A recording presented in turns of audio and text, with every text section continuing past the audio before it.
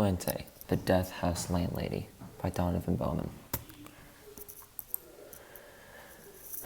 Background info. Dorothy was born on January 9, 1929. She died on March 27, 2011. She was nicknamed the Death House Landlady. She had 9 confirmed kills and 6 unconfirmed kills. Her killing span was from 1982 to 1988.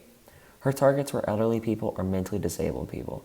After killing her target, she would cash her Social Security check. Her childhood. Dorothy had a rough childhood growing up. Her parents were both alcoholics, and her dad repeatedly talked about suicide. Her dad later died in 1937 from tuberculosis. Her mom lost custody of her children in 1938, and Dorothy's mom died later that same year. Dorothy was sent to an orphanage along with her other siblings, where she was abused.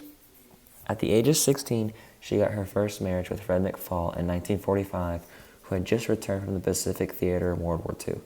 She had 2 daughters with McFall, and between 1946 and 1948, however, she sent one of them to live with family in Sacramento and placed the other one up for adoption. Dorothy's start to crime. In the spring of 1948, Dorothy was caught purchasing women accessories and clothing with forged checks in Riverside. She was arrested and found guilty on 2 different cases of forgery. She served 4 months in jail for this act. Since this was her first crime, she was given 3 years prohibition. 6 years after this offense, she left Riverside. In San Francisco in 1952, she married for her second time Axel Bryn Johansson.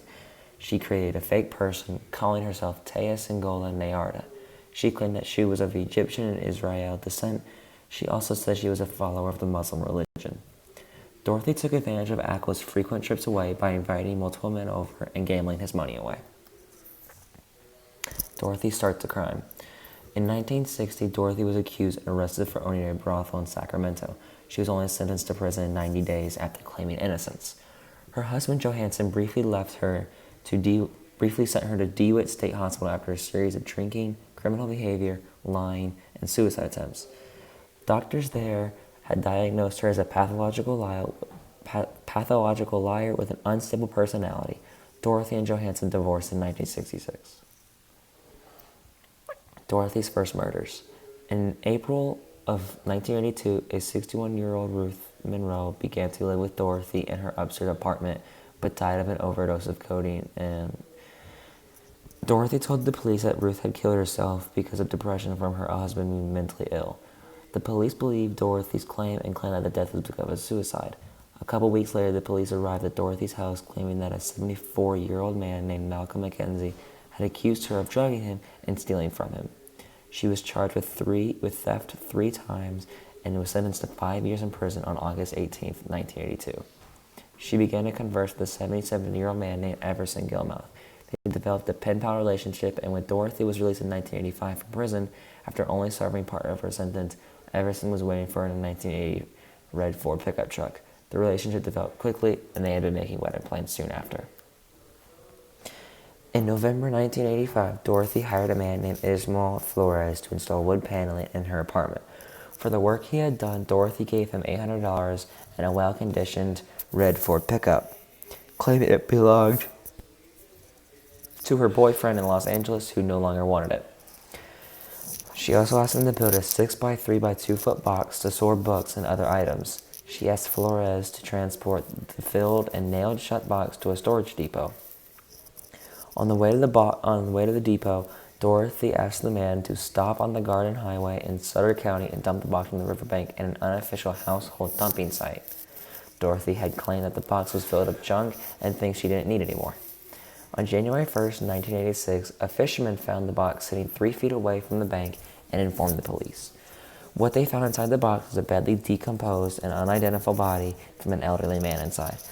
Dorothy wrote letters to Everson's family about that he couldn't contact them because he was ill. Everson's body remained unidentified for 3 years. Dorothy continued to accept elderly tenants and became popular among social workers. She collected tenants' monthly mail before they saw it and paid them in stipends, taking the rest for expenses. Suspicion first occurred when neighbors noticed odd activity from a homeless alcoholic man named Chief. Dorothy claimed that she had adopted him and made him her personal handyman. Dorothy had Chief dig in the basement and cart soil away in a wheelbarrow. At the time, the basement floor was a concrete slab. Chief later took down the garage and installed a concrete slab there. Soon after the slab was installed, Chief had disappeared.